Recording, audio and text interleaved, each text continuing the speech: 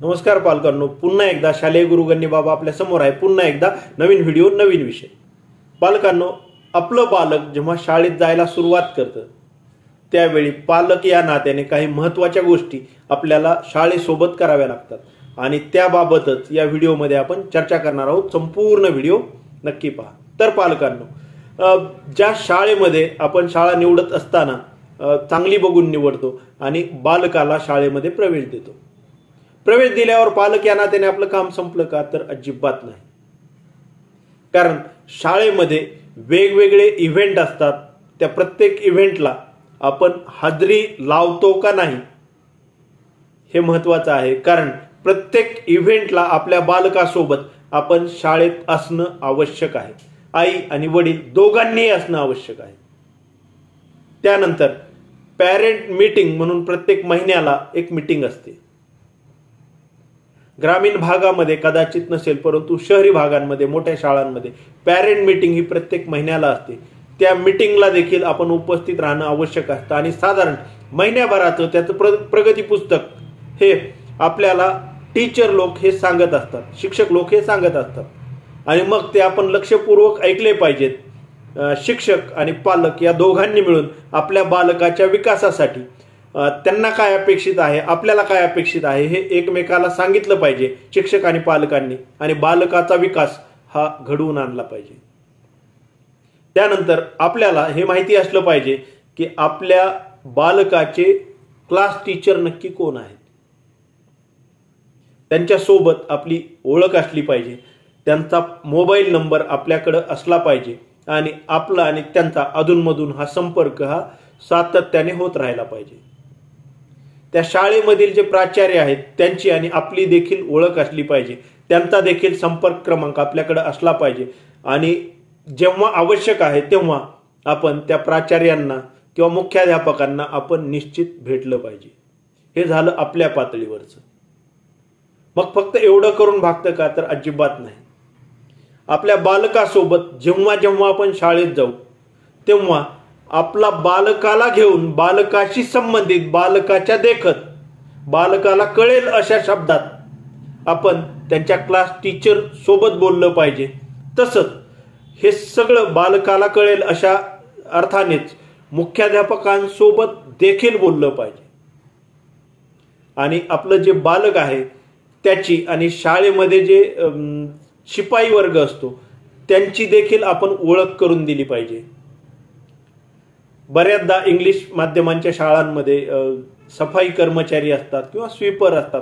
हे छोटे मुलं असतात, 2री, 3री, 4थी. त्यांना वॉशरूमला मदतनीस असतात जाण्यासाठी वगैरे. तर त्या मावशी जर असतील किंवा कोणी असतील, वयस्कर माणसं असतात, त्यांची आणि आपल्या बालकाची आपण स्वतः जाऊन चांगली ओळख करून दिली पाहिजे. आपण गेल्यानंतर अधूनमधून त्यांना देखील भेटलं पाहिजे. म्हणजे बालकामधला आणि त्यांच्यामधला संवाद सोपा व्हावा यासाठी आपण मधला दुवा बनलं पाहिजे. मग हे झालं शहरी शाळांचं. ग्रामीण भागातील शाळेमध्ये देखील मग आपली अधूनमधून ही शाळेमध्ये चक्कर असली पाहिजे. आपण गेलं पाहिजे. तिथं जात असताना मी अनेक पालक असे पाहिलेत की मी तुम्हाला आश्चर्य वाटेल, परंतु त्यांचे मुलं नक्की कितवीला आहेत, कोणत्या तुकडीत आहेत हे देखील पालकांना माहीत नसलेले पालक मी पाहिलेले आहेत. आणि मग त्यामुळे आपण जरी ग्रामीण भागात असू तरीही आपण त्या शाळा जवळच असती, खूप काही दूर नसती, तर शिक्षकांसोबत ओळखी केल्या पाहिजेत.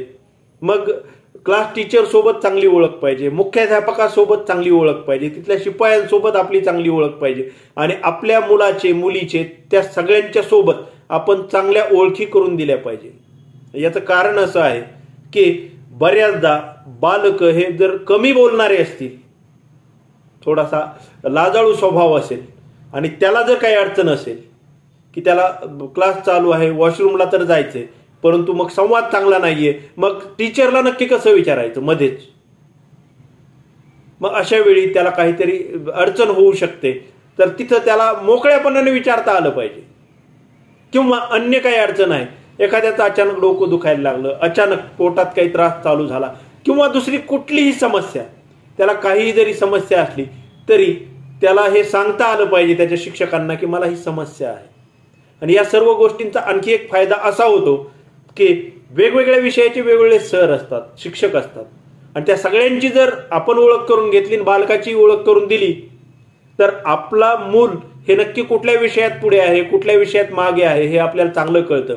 आणि मग ज्या विषयात तो मागे आहे त्या शिक्षकांसोबत आपल्याला संवाद साधता येतो आणि मग शाळेच्या पातळीवर आणि कौटुंबिक पातळीवर त्या विषयामध्ये आपल्या बालकाला पुढे घेऊन जाण्यासाठी आपण प्रयत्न करू शकतो आणि शिक्षकांना देखील विनंती करू शकतो की अशा पद्धतीने काही केलं तर आमचं मूल पुढे जाऊ शकेल का.